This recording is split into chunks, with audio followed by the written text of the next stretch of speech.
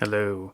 In the Crown of Aragon 639 years ago, it was May 19th, 1387.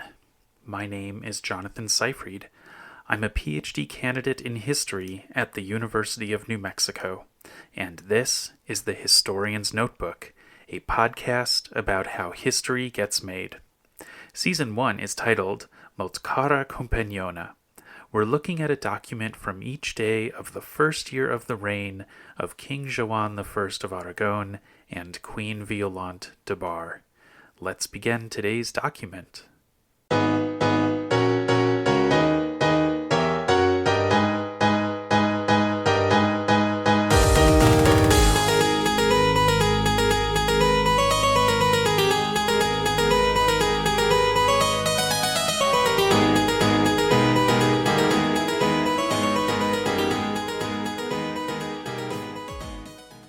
Today we have the third document in a row from Joan about hunting animals.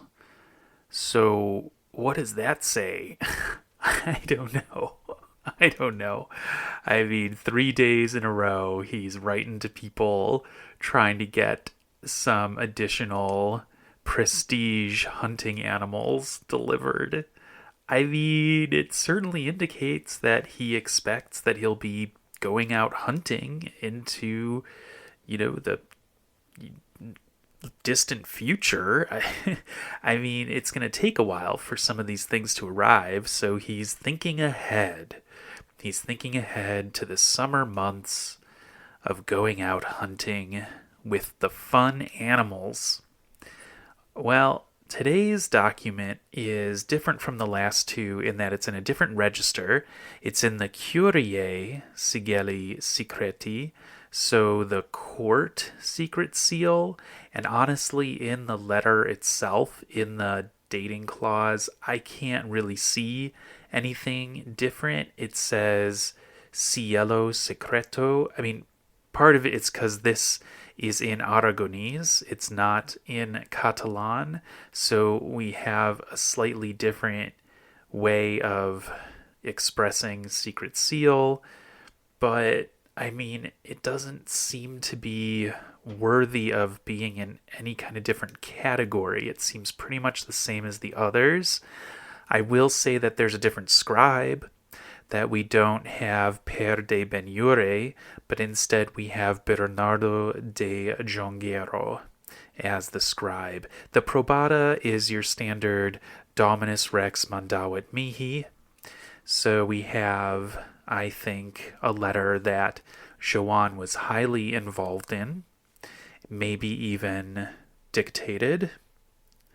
And the addressee is a little bit uncertain, although I'm like 90% sure. So the letter starts with Maestro Caro Amigo, and there's no addressee line below the main text block of the letter. So the only thing we have for the title of this person is Maestro. But then later on in line 1, the first place that's mentioned is Rhodes. But Juan Fernández de Heredia, master of Rhodes, he doesn't live in Rhodes. He lives in Avignon, which actually took me a long time to figure out. I'm just going to say I had made an assumption that he lived in Rhodes, but that is not true for this period of time. For many years, most of the 1380s, I think, he lived in Avignon. And, the Knights Hospitaller, they're a very, trans-regional, trans-Mediterranean organization. So, you want to be where the power center is, the Avignon papacy. So it makes sense that he wouldn't be living in Rhodes. He had a lot Juan Fernández de Heredia is a really interesting person. He had a lot of adventures. He lived to be 90 years old. And so he was involved in all kinds of different military campaigns and all kinds of cultural endeavors. He did a lot of translation of classical Greek, I think, but definitely classical Latin into vernacular languages like Catalan, Aragonese. Well, maybe not Catalan, but basically he was a major cultural figure as well as a major political figure as the head of the Knights Hospitallers. So, when in other letters Joan has written to Juan Fernández de Heredia, he starts the letter the same way, Maestro caro amigo.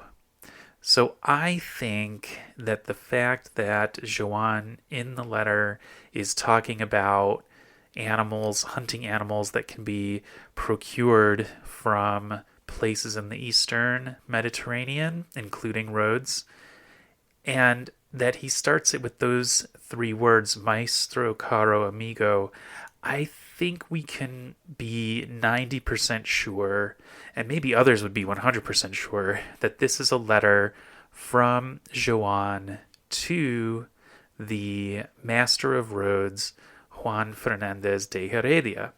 And what makes that interesting, contextually, is that a few days before, Violante sent off a pair of letters to Avignon. One, and we talked about it in the podcast, one of the letters was to the Pope, and the other was to this same recipient, Juan Fernández de Heredia. And in those letters, she says, listen to the ambassadors and what they are going to tell you as if you were hearing it from me. And then on the previous side of the folio, right, on the other side of the paper, she's got this whole big thing about how they've captured one of Sibilla de Fortia's advisors, someone named Saragosi de Mayorques, and he has confessed that there have been evil curses and necromancy done against Joan, and that's why he got so sick.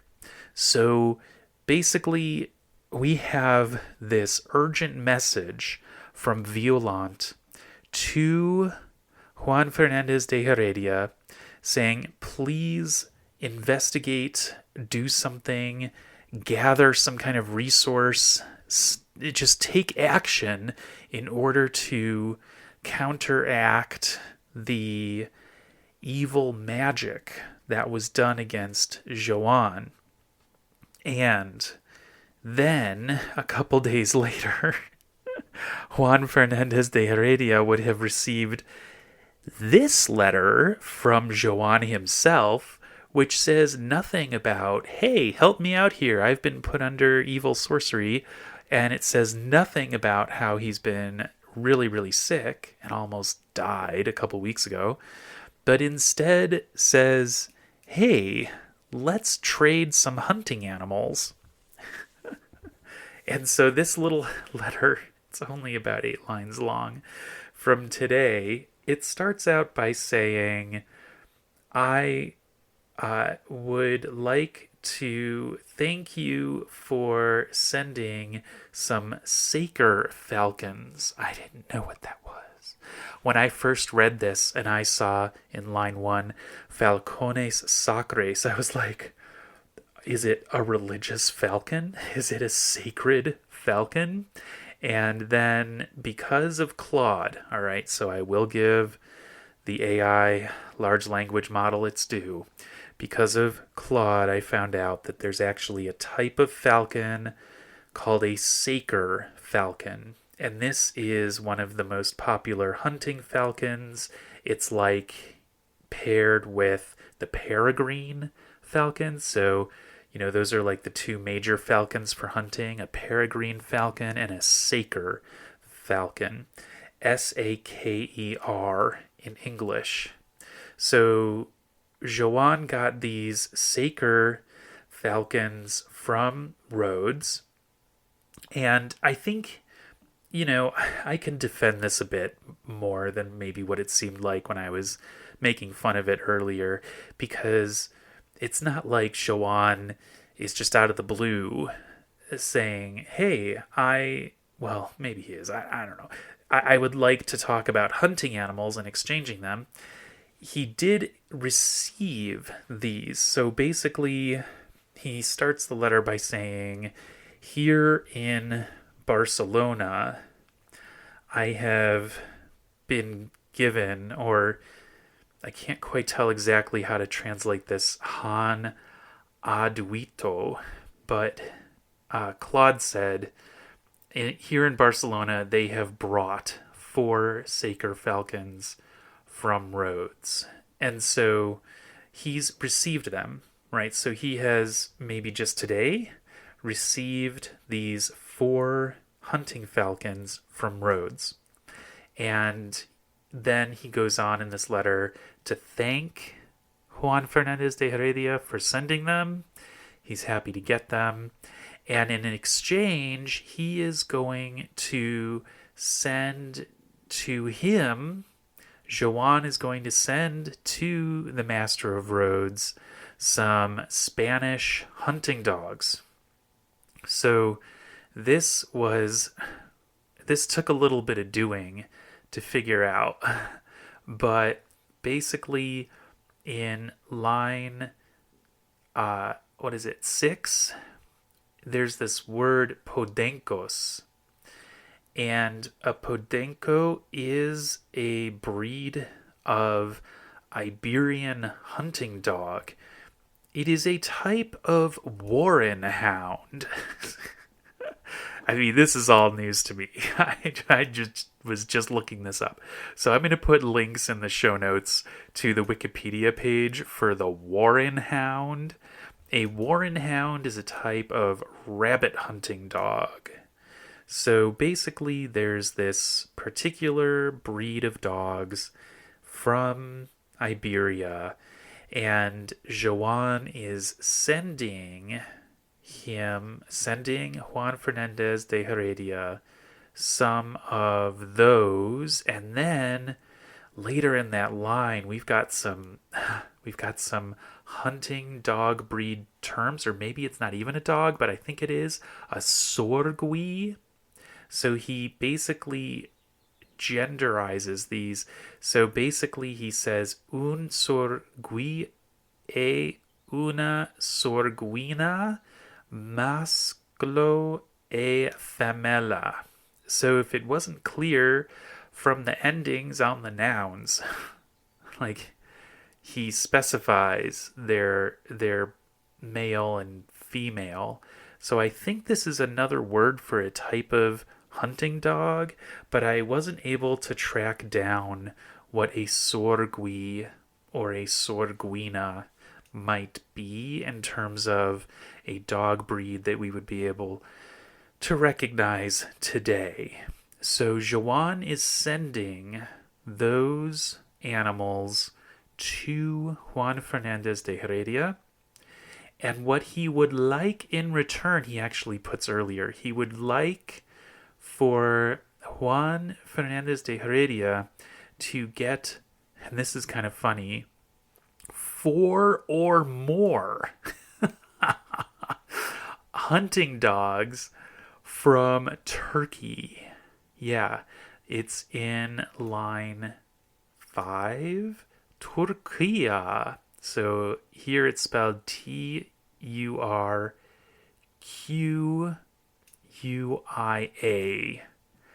So Joan wants some hunting dogs from Turkey.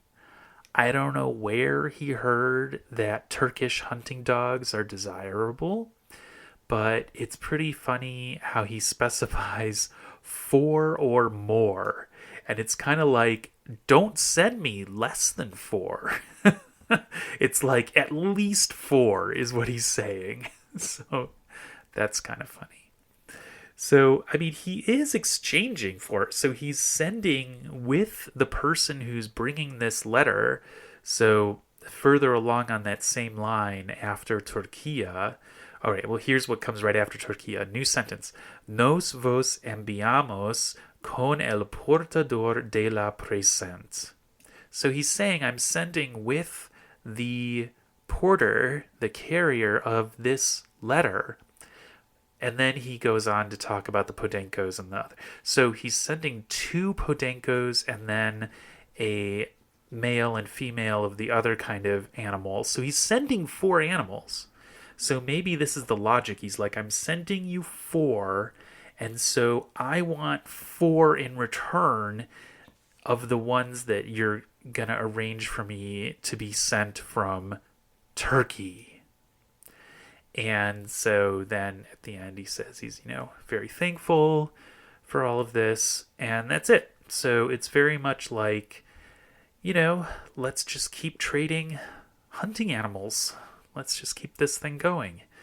And it's, strikes me as a kind of upbeat moment here where it's like, yeah, you sent me some cool Saker falcons, and now let's trade dogs. So that's today's document. And seems like Joan's doing okay. But we know that it's a bit more tumultuous than that, at least in the perceptions of those outside the palace walls. So we're just going to keep monitoring and try to look for additional clues as to whether Joan really is feeling all better, as these 3 hunting documents would suggest, or if there is still very much a danger zone for Joan's health at this time. Thanks for listening to this episode of The Historian's Notebook, Season 1, Molt cara compagnona. If you are leaving with more questions than you arrived with, I've done my job. Remember, the motto of The Historian's Notebook is dissatisfaction guaranteed. Visit the website to see an image of today's document and additional show notes, and listen again tomorrow to hear about the next day in the first year of the reign of King Joan I of Aragon and Queen Violante de Bar.